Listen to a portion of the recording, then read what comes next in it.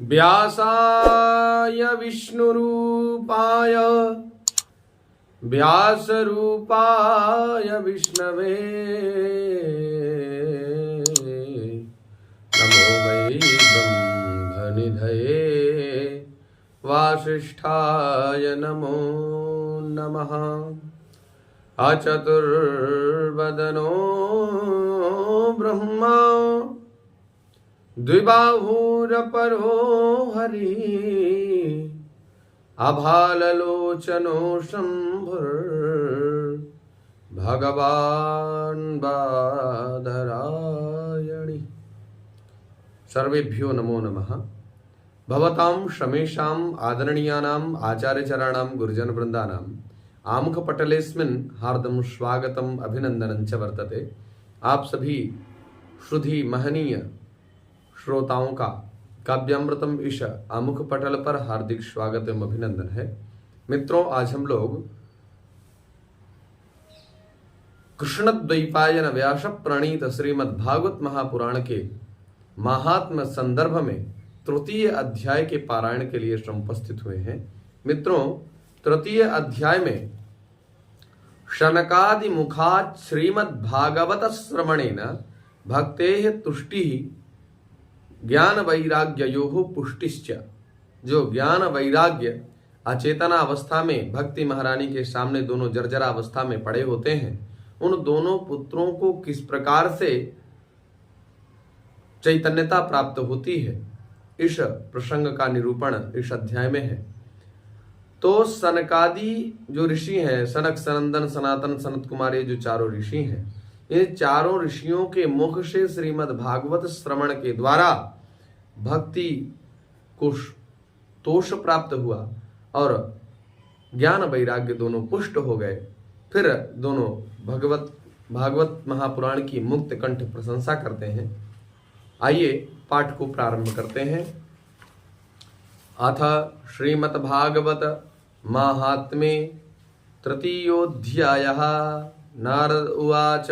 अब नारद जी को उन्होंने बता दिया कि आपको सप्ताह श्रवण विधि, जो सप्ताह श्रवण विधि है, उस विधि के द्वारा इनका जो कष्ट है, ज्ञान वैराग्य की जो अचेतना अवस्था है और भक्ति महारानी का जो दुख कंटक है, उसका निर्मूलन हो जाएगा और ज्ञान वैराग्य पहले की तरह पुष्ट हो जाएंगे और भगवती भक्ति महारानी को तुष्टि प्राप्त हो जाएगी। ऐसी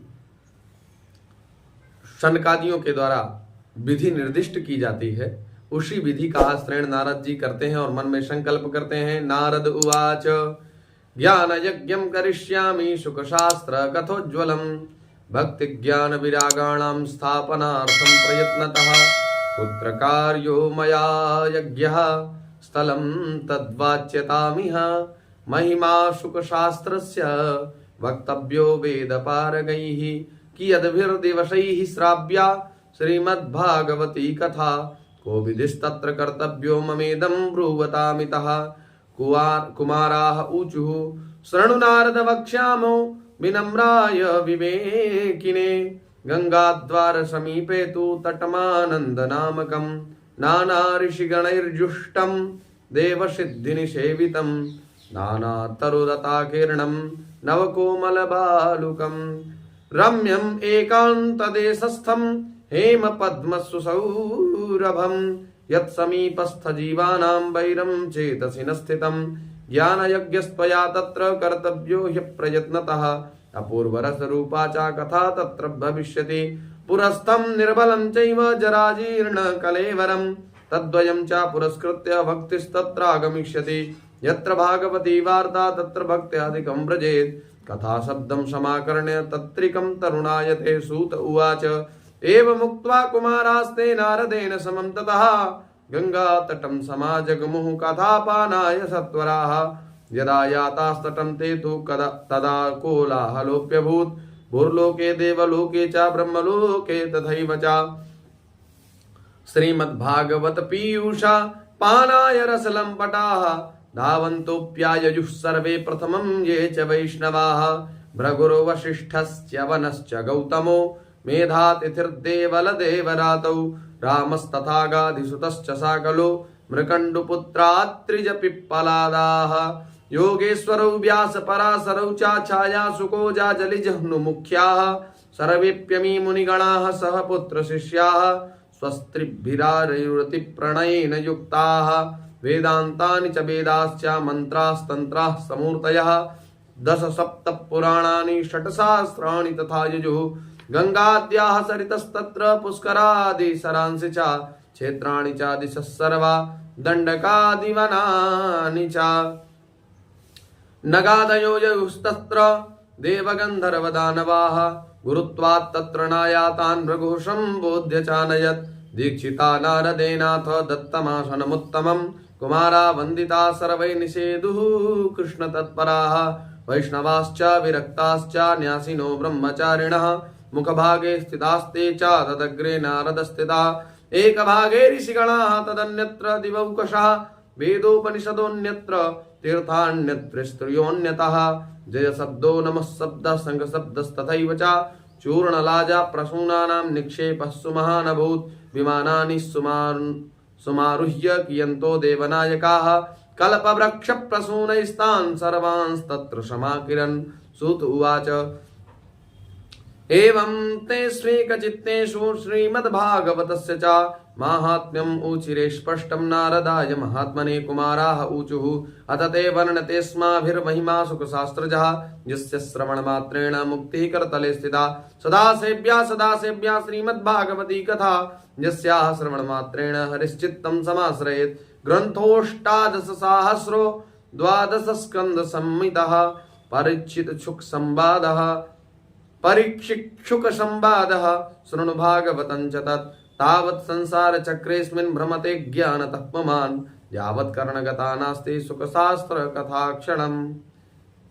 श्री व्यास जी महाराज निरूपण करते हुए कहते हैं कि तावत् संसार चक्रेऽस्मिन् व्यक्ति तब तक इस संसार चक्र में संसार की जो भवाटवी है इस भवाटवी में तब तक परिभ्रमण करता रहता है और यावत कर्णगता नास्ति जब तक उसके कर्ण पुटकों पर नहीं जाती क्या सुख शास्त्र कथा क्षणम।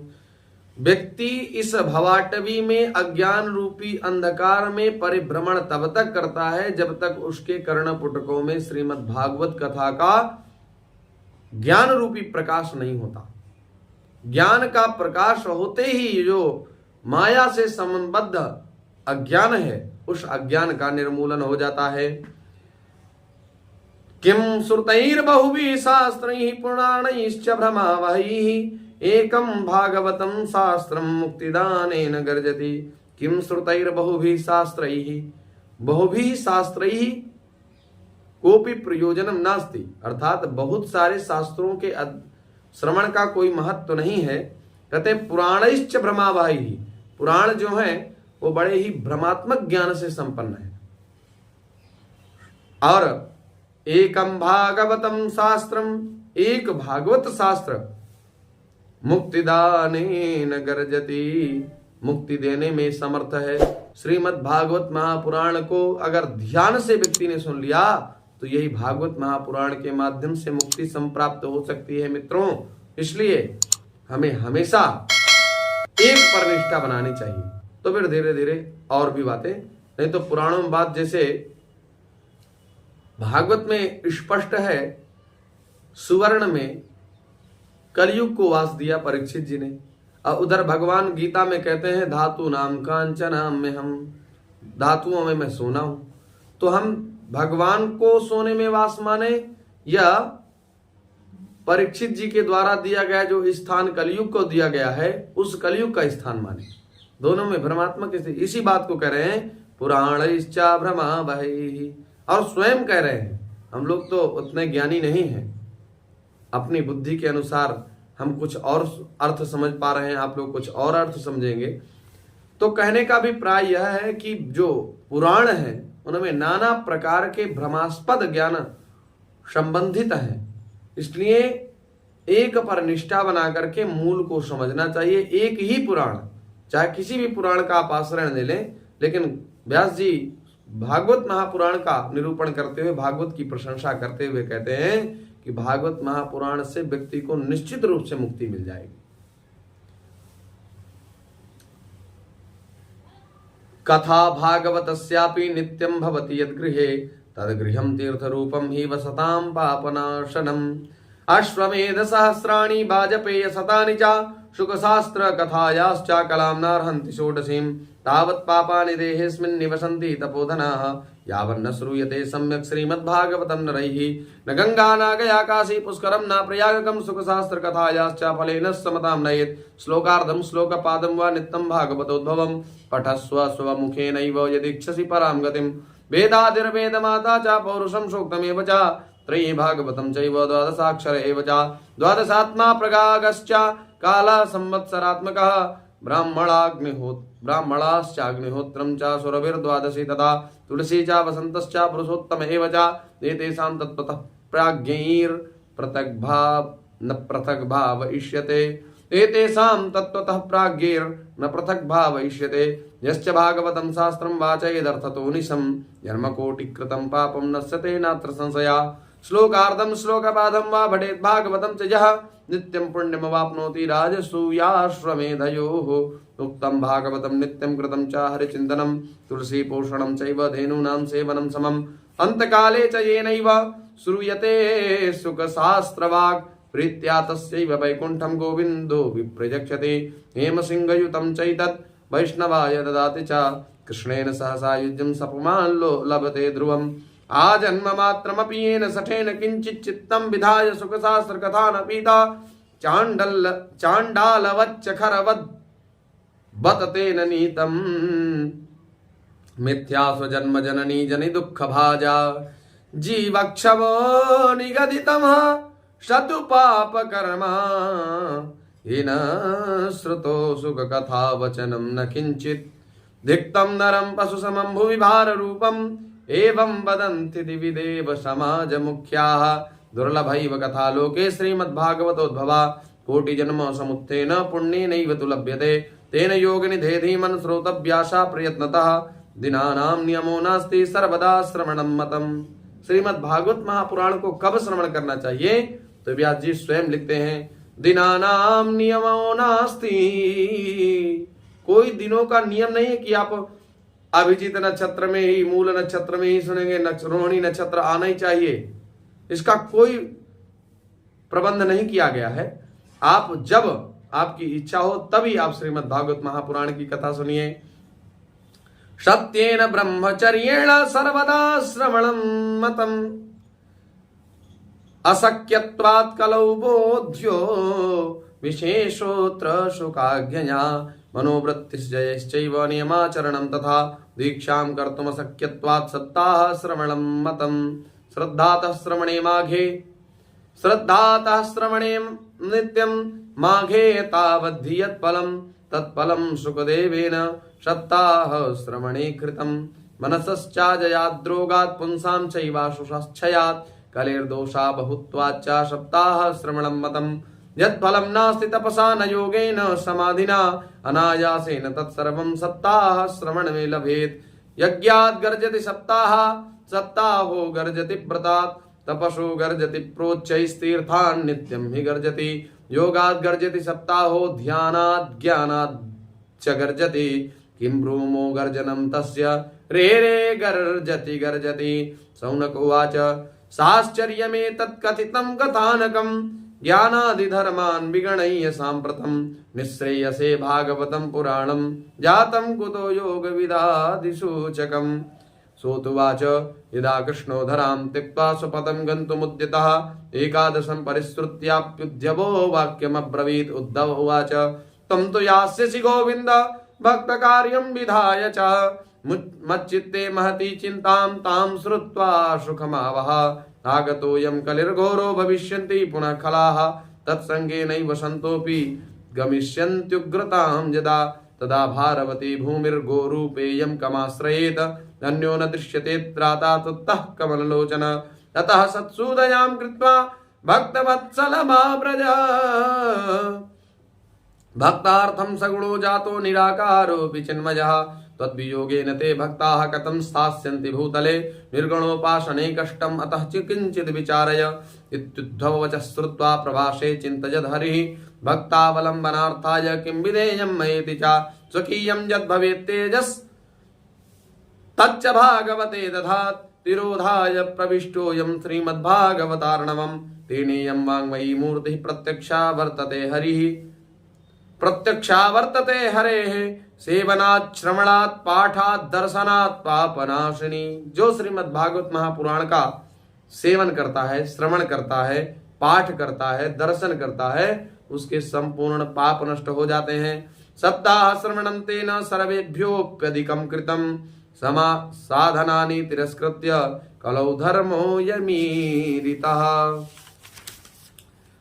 दुःख दारिद्र्य दौर्भाग्य पाप प्रक्षालनाय च काम क्रोध जयार्थं हि कलौ धर्मो यमीरितः अन्यथा वैष्णवी माया देवैरपि सुदुस्तजा।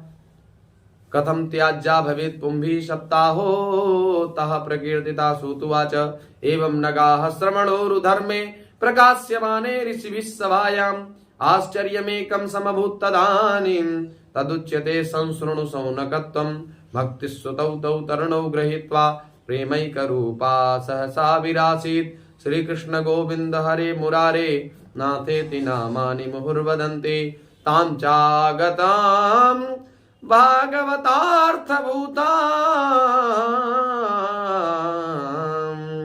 तां चागतां भागवतार्थभूषां शुचारुवेषां ददृशुः सदस्याः कथं प्रविष्टा कथमागतेयं मध्ये मुनीनां इति तर्कयन्तः ऊचुः कुमारा वचनं तदानीं कथार्थतो निष्पतिताधुनेयम् एवं गिरः सा ससुता निशम्य सनत्कुमारं निजगादनम्रा। भक्तिरुवाच भवद्विरद्यैव कृतास्मि पुष्टा कलिप्रणष्टापि कथा रसेन क्वाहं तु तिष्ठाम्यधुना ब्रुवन्तु ब्रह्मा इदं तां गिरिमुचिरेते भक्तेषु गोविन्द स्वरूपकर्त्री प्रेमैकधर्त्री भवरोगहन्त्री शात्वं च तिष्ठस्व सुधैर्य संश्रया निरन्तरं वैष्णवमानसानि ततोऽपि दोषाः कलिजा इमे त्वां द्रष्टुं न शक्ताः प्रभवोऽपि लोके एवं तदाज्ञावसरेऽपि भक्तिस्तदा निशरणा हरिदास चित्ते सकलभुवन मध्ये निर्धनास्तेऽपि धन्या निवसति हृदयेषां श्रीहरेर्भक्तिरेका हरिरपि निजलोकं सर्वथातो विहाय प्रविशति हृदि तेषां भक्तिसूत्रोपनद्धः ब्रूमोद्यते किमधितं महिमानमेवं ब्रह्मात्मकस्य भुवि भागवताधिकस्य यस्संश्रयान् निगदिते लभतेषु भक्ता श्रोतापि कृष्णसमतामलमन्यधर्मैः। श्रीपद्मपुराणे उत्तरखण्डे श्रीमद्भागवत माहात्म्ये भक्तिकष्टनिवर्तनं नाम तृतीयः। हरिः ओं तत्सत्। नमो नमः।